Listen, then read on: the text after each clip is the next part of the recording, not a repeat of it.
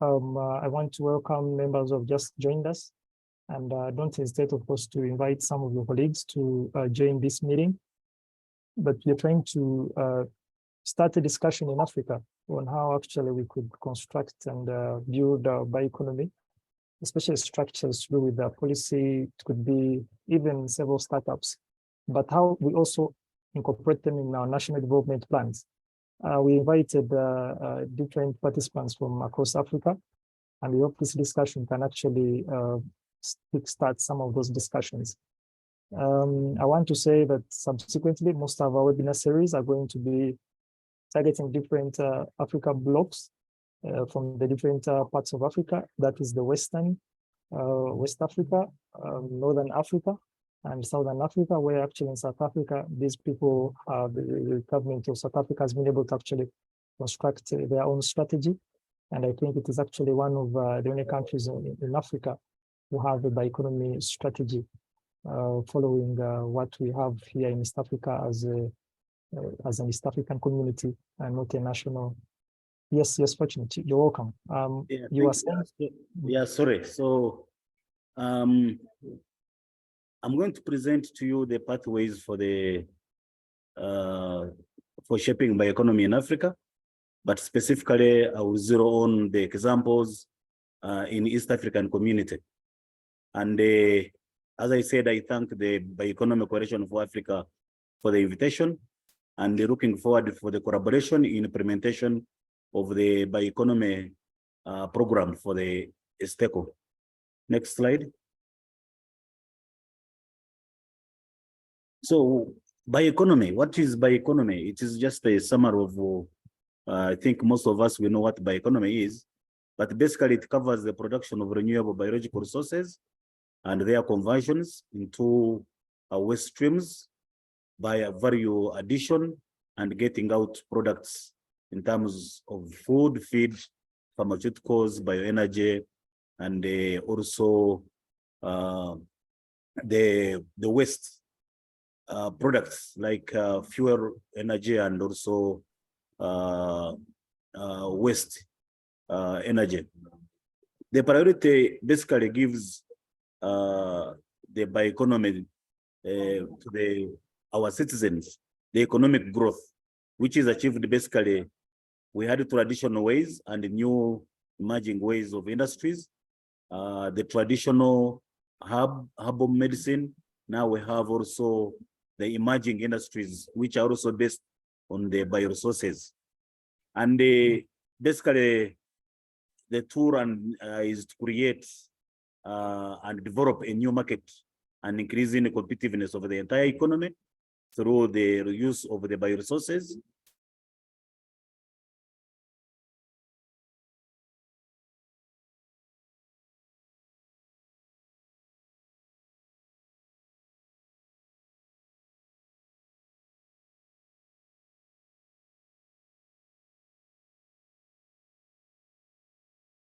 Economic gains. So what are the opportunities? What are the opportunities of the bioeconomy? Basically, we are looking at the bioeconomy in East Africa that has a significant potential to support critical developments, also goals and targets for the region, and will help to deliver the following outcomes. The first one is the sustainability of our industrialization through job creation and green growth. And this one requires revitalizing the bioprocessing and also biomass value additions in the region, without forgetting promoting of circular economy through the production systems and also reduced emissions. The second is the opportunity of improved food security through enhanced value additions and also processing by promoting more secure and resilient food supply. The third is improved health using the biodiversity in the region to develop cost-effective bio-based production system for various pharmaceutical products. And here you are aware of the famous COVID vaccine, COVID herbal medicine, which COVIDX which was developed during the COVID. So is one of the opportunities that we have seen in the bioeconomy development. Next. There is also a creation of new bio-based products, which include biomaterials for construction, especially the inputs for agriculture, the enzymes for industry, and also bio-based feedstocks. And all of these create new bio-based products that are being used by the citizens of EAC or at the regional and continental level, and they have been a substitute products from the petrochemicals that we have been importing medicine from Europe and from other outside Africa. Another one is creating new forms of clean, sustainable modern energy. And this one, everybody knows that now we have biofuels for transportation and electric generation from the bio-waste, and also the industrial bioproducts. We are also linking the farmers and the bio-entrepreneurs to the market opportunities for the local and national, regional, and international markets. And all these create a linkage for farmers and the bio-entrepreneurs. And also the last one is protecting the environment through converting the waste, which is through the waste conversions, which today threatens the ecosystems, threatens the fresh resources, the fresh water resources we have for the useful products. And all these you have seen the water hyacinth is now being converted into feed for animals. It is being converted into briquettes. It is being converted to various ways, various bioproducts in the region, and they are being used. In the ES context, as you have seen, ES is rich in biodiversity and a strong biodiversity resources base. And as you know, 30% of the region of the GDP directly contributes to agriculture, and agriculture is the backbone economy sector that brings in more revenue in East African community. And this is also related to bio-based sectors. There is also a low degree of bioprocessing and value additions to primary produce, and also the region has increased the support, actually strong support for research and innovation capabilities, because there are different and many initiatives so far that are within the region for support of research and innovation in biomass. However, we still have insufficient development in the industry capacity, irrelevant by economy. We still have linkages, weak linkages between research institutions and industry, and especially funding our innovators and entrepreneurs. And we still have inadequate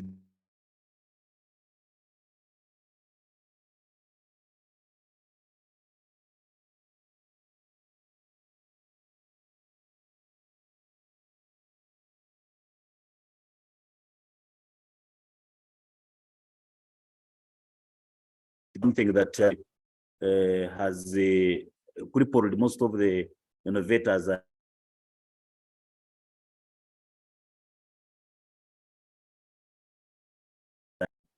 Next. So East African which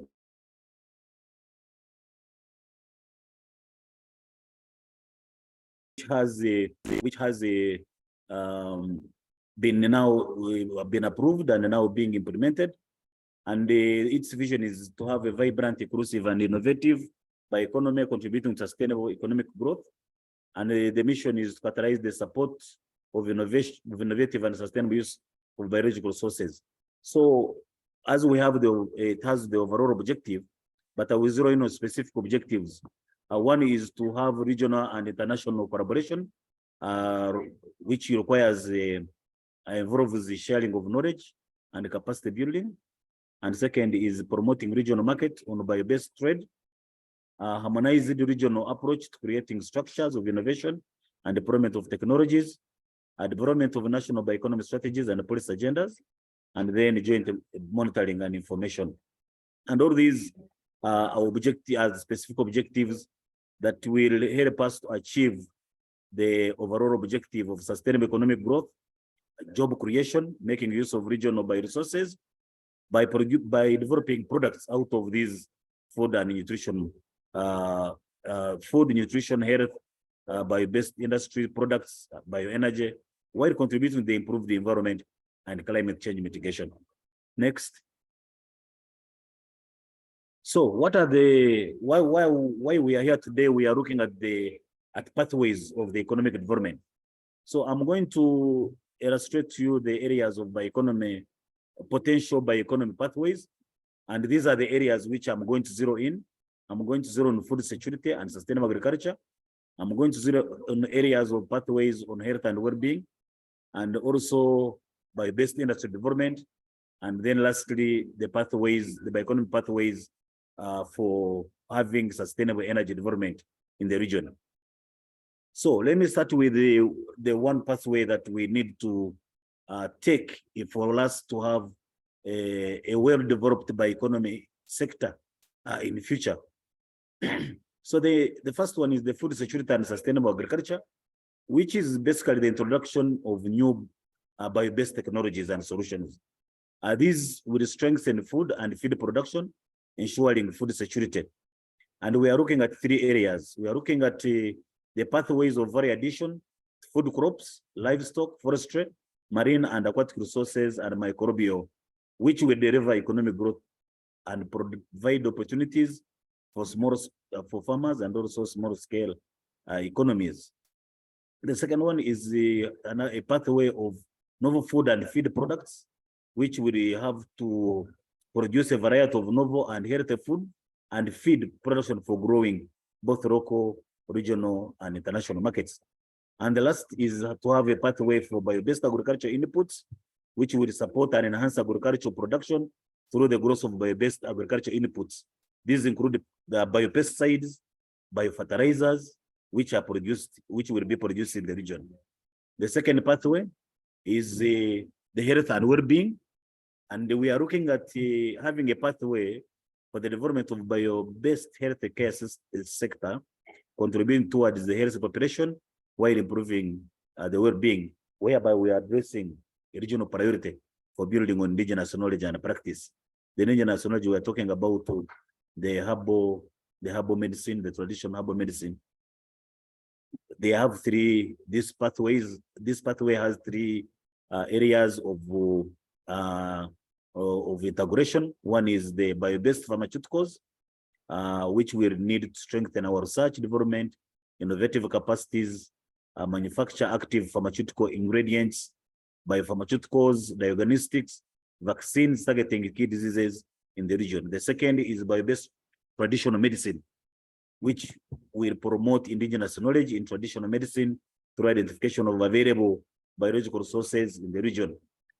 And the third is the bio-based cosmetics and well-being products, which we need to develop, especially based on the personal care industry, production of these cosmetics and well-being products at the local and regional level by use of bioresources, and also targeting the expanding health sector in the region. The third is the bio-based industry development, and here we are looking at the pathway of developing of the industries that stimulate sustainable economic growth and that also add value and utilize the renewable resources in the region. And this is basically to look at the bio-based and biodegradable packaging materials. We will look at the bioprocessing enzymes. We look at bio-based construction materials. We look at bio-based textile fibers and also renewable bio-based oils. So these industries need to be developed as the only pathway we have for industry development.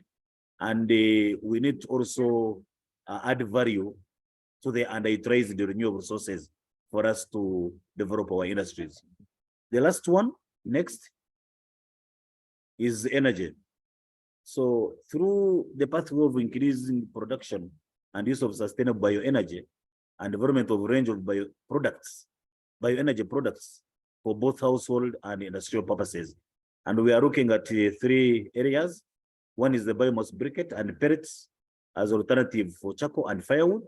We are looking also at production of biogas from organic waste, and lastly, advanced biofuels that really need to be supporting research and development of biofuels products from different materials and algae.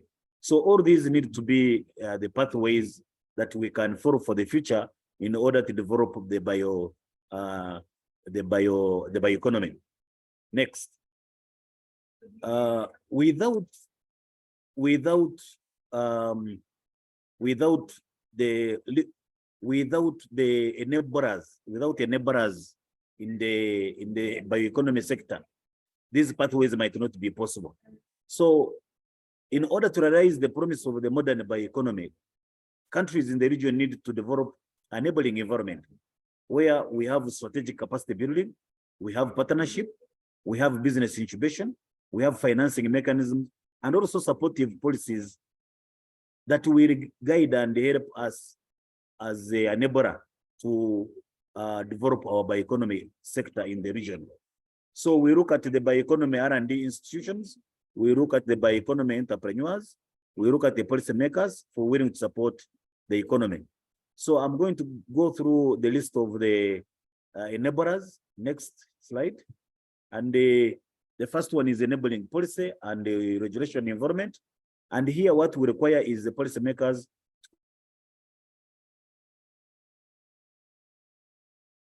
and the second is financing. We need to facilitate access to appropriate financing, support implementation of operative strategic initiatives. All the pathways we have described above need to be implemented, and for implementation, we need appropriate financing support these priorities. Capacity building, as you know, most of the bioeconomy is a new phenomenon now, and some people don't even know what it is. But with time, we have evolved with the creating awareness and capacity building. So we still need to build human and infrastructure capacity for research, entrepreneurship, and business environment for stronger bioeconomy value chains in the region. The next is effective partnership and collaboration, where we need to provide leadership and support the development and the deployment of a well-coordinated, functional, innovative partnership and collaboration at all levels. The fifth is the effective leadership and communication. And here we need to build an understanding among key stakeholders, key actors, and the general population of the region. And looking at also contributing to the development, sustainable development goals. The last slide is about the East African Bioeconomy Strategy initiatives that ESTECO or East African community is doing. So far, we are going to support the national bioeconomy strategies development. We are starting with Rwanda and Uganda, and where we shall have a detailed action plan to be developed and relevant, that are relevant and also appropriate for each of the countries. The second, we have also developed a bioeconomy observatory knowledge sharing portal that provide a regional open access repository for bioeconomy data and information. And it is actually, when you go to the ESTECO website, you will be having, you will have free access to this information for the 7 countries of EAC. We have already, the third is regional bioeconomy regional conferences. So far we have held the first one and second, and the third will be in October this year. Basically is for increasing awareness of the stakeholders on bioeconomy and enhance stakeholders' commitment by strengthening coordination of the bioeconomy initiative. The fourth is the regional status report, which provides the latest scientific evidence of the status of bioeconomy in the region. And it also includes the pathways that we need to take as to develop the bioeconomy in the future. And we have produced the first report, and now we are going for the second report, which we shall publish in 2024. The last one is the regional bioeconomy roundtable policy dialogues. So far, we have held one in Tanzania, and basically it is for scientific knowledge exchange in support of evidence-based policy making, especially in on standards and harmonization of various research for development. I thank you all, and looking forward for interaction with the participants. Thank you very much.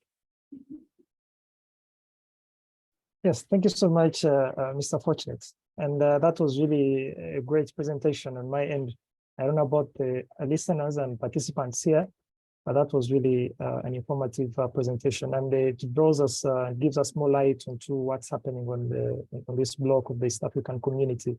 And it actually also projects for us what we actually need to do as Africa, especially for our friends who are not from the East African community, but are able to join in the call.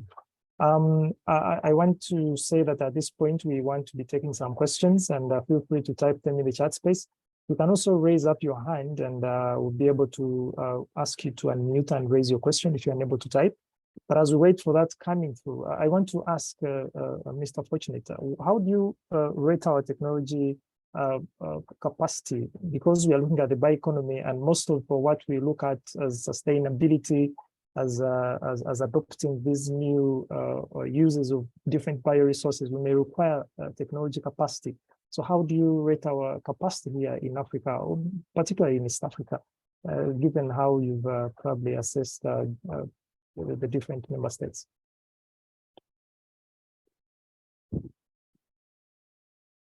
Yeah, thank you. Our capacity for industrial development, especially in technology, is still very low, because we still need both human and financial capital for the development of technology in bioeconomy development. Although we have facilities in East Africa for bioeconomy development, and these have been actually not known, but in our observatory data, we have profiled these facilities based on the pathways. One on the agricultural value addition, on bioenergy, also on bio health and well-being. They are there. The universities still have these facilities, especially for R&D, research and development and innovation, and we need to do further, because we need to do collaborations with the industries outside Africa, where we, especially in China, Malaysia, all these have developed a bioeconomy industry through technology use and innovations. And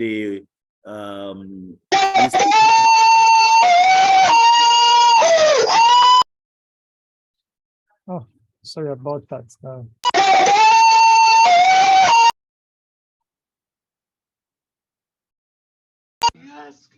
How good is that dude?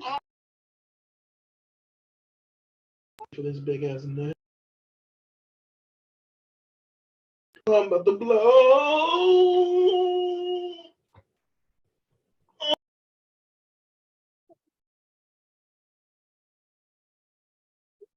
We could proceed. Okay.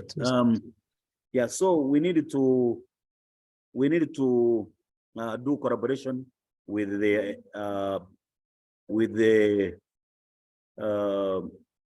industries outside Africa, and these will create a very big enabling environment for bioeconomy.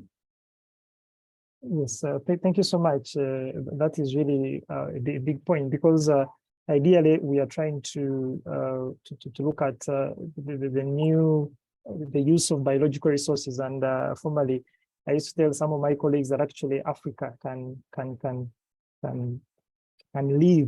sustain itself just by living on its biological resources, and with that technology capacity, I think there is much more we can actually get out of the biological resources that we have diversely here in East Africa and Africa at large. Yes, I'm going to ask Isaac Ongu to unmute and submit.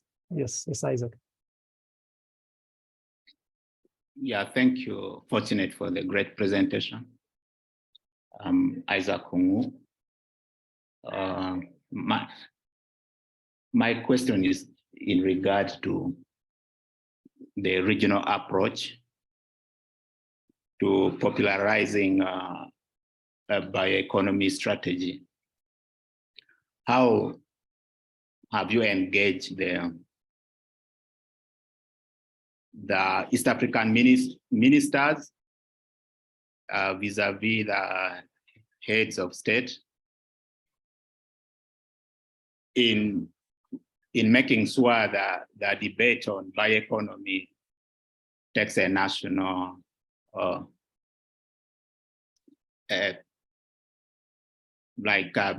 becomes part of the national agenda. You've talked of Rwanda and Uganda, but you may be aware that Uganda initially drafted a bioeconomy policy, but because of the changes in the government structure, that draft kind of went with the old ministry. Do you have experiences elsewhere of the bioeconomy policy coming not necessarily under the Ministry of Science and Technology? And why did you, as a strategy, choose to have the Ministry of Science and Technology as a focal ministry to generate these policies? Thank you. Thank you, Isaac. First of all, we work through the government institutions. Especially, we work with the ministry responsible for youth affairs in each partner state. We work with the ministry responsible for science and technology. We work with the national councils of science and technology, the private sector foundations, the universities. So when we started the development of the bioeconomy strategy, the only ministry that was responsible for science and technology was that ministry which was dissolved by the president. But now, before it was dissolved, they had started on the draft. Actually, they had a draft of the bioeconomy strategy. And now we are yet to have a meeting with the ministry responsible for science and technology under the office of the president, and also the National Council of Science and Technology, to see who will host this strategy, who will further develop this strategy. And it's up to the government to decide who. For us as a stakeholder, we cannot decide. But you asked a pertinent question on popularizing the popularization of the bioeconomy in the region. In our bioeconomy strategy, we have an implementation matrix, and the first action or the first activity is increased awareness on bioeconomy. And we have various activities where we have responsible people, and these are the partner states government, the MDAs. We are going to establish a technical steering committee. We are going to have a regional bioeconomy forum for parliament, for the members of parliament and the ministers. And it also, to inform you, we also have a sector council of science and technology and innovation of the Council of Ministers, which approved this strategy. So we are working under the framework of the government, and we also continue to look at the regional and international bioeconomy development organizations, like you have seen the coalition for the bioeconomy coalition for Africa, and also Bioinnovate Africa, which actually funded the development of this strategy. So we have many activities that were put in place for popularizing. And I've said we also have the Bioeconomy Observatory Knowledge Portal, which also is one of the areas to popularize. We have the regional bioeconomy scientific conferences, webinars, policy dialogues, which actually is also one of the ways to popularize the bioeconomy strategy. I'm going to share on the chat the two documents: one, the bioeconomy strategy that we are implementing, and also the bioeconomy status report 2022, so that you can see how far we have gone. And we are not leaving anybody behind. We would like collaboration for all of us, even us who are here, and we continue to develop the bioeconomy for the region. Thank you. Yes, thank you so much, Mr. Fortunate. Actually, you mentioned not leaving anyone behind, and this evening, actually, I noticed something about the East African Youth Innovation Forum. Most of our participants here on the call, not most, but I'm seeing a few, at least I'm seeing one university student. I would like you to share more light on how this is actually tapping into the bioeconomy, but how also such innovations are being shaped in on this forum, and how can they probably be reached? How can they be supported? I mean, where is it even playing this forum? Because it may be something new to some of our listeners. So, maybe can you repeat your question? I didn't get there. Some. Yes, you ended by saying that you're trying to make sure you don't leave anyone behind. And while I noticed some of the participants on the call, most of them, not most, but at least I'm seeing one university student, and that informed me about the East African Youth Innovation Forum. And I want to also think that this innovation forum is actually assisting in shaping startups in the bioeconomy. Now, I want to know how this actually is operating, how youth can actually be helped, how youth, a youth like them. Last year, we developed, we implemented the ESC Regional Youth Innovation Forum. And this Youth Innovation Forum brought in over 300 innovators, youth innovators in the region, of which we gave innovative awards for the products and the projects they have been working on.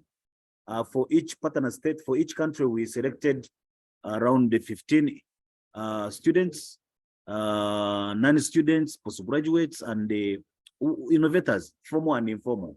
And we brought them together in one forum, which is the Youth Innovation Forum in Kampala, and they were able to showcase their innovations.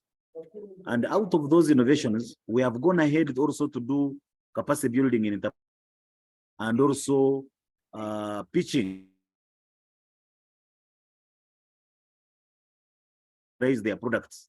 And in so doing, we're in the next Youth Innovation Forum, we are going to increase the funding for the award so that people can reach at commercialization level, not only give money and you leave them. No, we train them in entrepreneurship skills, developing business plans, marketing their produce, packaging their products, and then up to the market. And again, we are also attaching them to the industry. If you are innovative, if you are innovating a cup or a plate or any, we attach you to an industry that is making cups so that you can develop and commercialize your product. So in that doing, we don't leave anybody behind. We continue, and again, we look at the landscape of the innovators, which are different levels, because there is the beginners, the startups, and the incubators, and then the commercializers of the region. Yes. Yes, thank you so much. And now in the chat space, we have Mr. Dennis Okwir, I don't know how to pronounce that other name.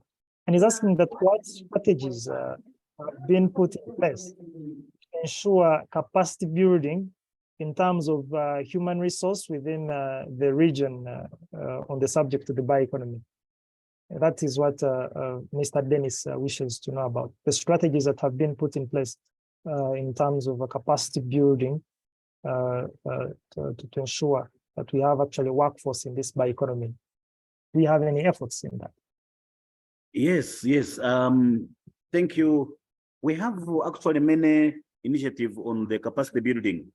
The first one is coordinating quality institution arrangement in terms of mandate. We want to know which universities are good at bioeconomy so that we can bring in our innovators for the capacity building, and also establishing regional centers of excellence of the bioeconomy in the region that will host these programs of capacity building that produce new knowledge, and also how to foster and advance the transitions of bioeconomy in the region.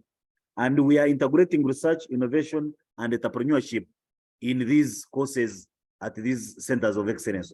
Actually, in the next few months, we shall be going around the 7 countries, identifying and recognizing the centers of excellence for bioeconomy. And these are going to be the areas where we shall be taking our students, we shall be taking our innovators, our entrepreneurs for capacity building in that center. We also have strengthening institutions. We shall strengthen these institutions to be able to, we equip them to be able to provide the capacity for our people. And also looking at maintaining highly trained academic staff at the public R&D institutions is also one of the areas of we are going to do capacity building. Enhancing capacity in modern biosciences and related technologies, which include the synthetic biology, nanotechnology, and bioinformatics, of which we have already started with some of the centers of excellence. And for the health sector, especially building expertise in drug development, clinical trials, and regulatory aspects. All these are also in place, and we are going to find a center of excellence for that. We are also going to strengthen capacity in the bioprocessing, engineering, and the valorization of primary produce. And all these will also be part of the capacity. So we have quite a number of initiatives that is going to look at promoting capacity building in the region, without forgetting the promotion of establishing of science and technological parks. These are science and technology and innovation hubs, the business incubators, the industry parks, because already in the countries, these parks are already there. The hubs are already there. The labs are already there. It's a matter of capacity building, human capacity development, and then we are good to go. And not only supporting community-driven value addition processes, we shall also form of cooperatives and forums, groups, associations of bioeconomy innovators and also entrepreneurs and incubators, so that they can talk to each other and learn from one another, from one partner set to another. Thank you. Yes, thank you so much. And as we conclude, I'm seeing we have only about less than 10 minutes. There's a gentleman asking about how students can benefit from this bioeconomy. But I think what he actually tries to put across is opportunities that are there for some of these young graduates from universities. How would you direct them? What can they look at coming out from some of these trainings that have that capacity development in the bioeconomy? So those are I think that's what he's trying to ask. Yeah, thank you. On the part of the students, as I said, these centers of excellence are going to be basically in the universities. And these universities, that's where we also have core for entrepreneurship skills training program. That's where we request for awards, applications for innovations for awards. The bioeconomy conferences, we target the students. And they also, once you become a bioresource, a bioeconomy innovator or an incubator, basically we support through various means, capacity building, awareness creation, entrepreneurship skills, developing business plans for your innovations, products, and other various ways of, and also keeping in touch with us so that if they need help. And again,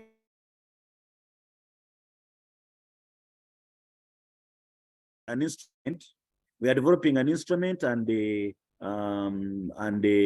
fund called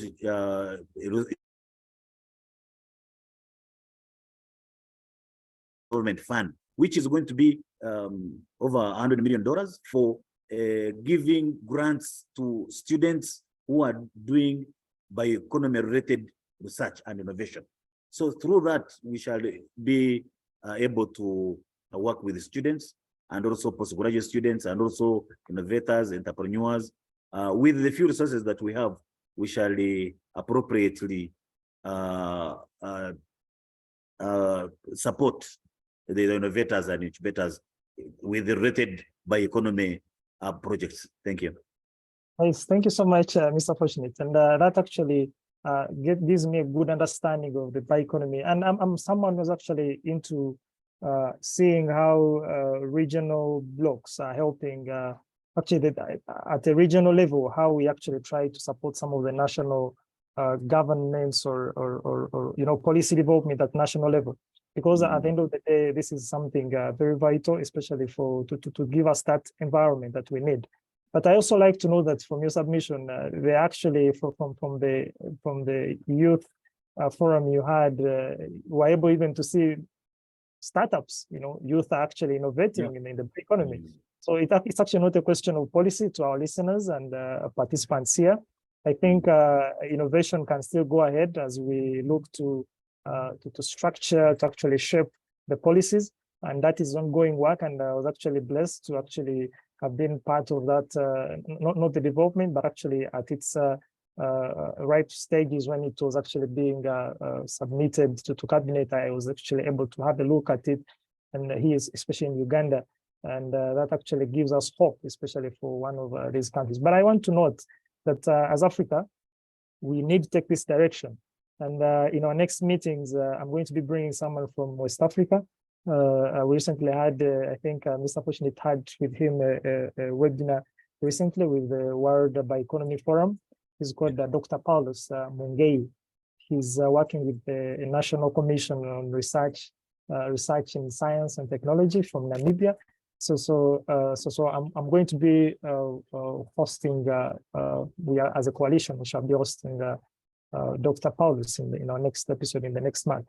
So I want to appreciate you for your time, but I also want to say that as the East African community, I think it's also good to have guidance on where actually some of these strategies, or maybe where this policy could be housed. I think when you come on an advisory note to advise member states, where from your expertise, especially from the way we've been able to implement this strategy, where can we house the bioeconomy policy or maybe strategies so that we guide member states on how actually subsequently it can run and cause effect. I want to thank you so much for your time, and we've really been happy to have you. We had gotten some changes last week and we had to reschedule, but I'm glad that people were able to come in, and we shall have this webinar posted on our YouTube channel, which I hope some of the people who are not able to attend today should be able to go through and see what we're able to discuss. I want to thank you so much, and thank you for attending this webinar from the Bioeconomy Coalition. Here, we thank you. So at this point, thank you very much. Yes, I want to call off the meeting and appreciate members for making it. Yeah, sure. And thanks for the participants for the listening too. Thank you very much. Okay, Mr. Patient. Okay.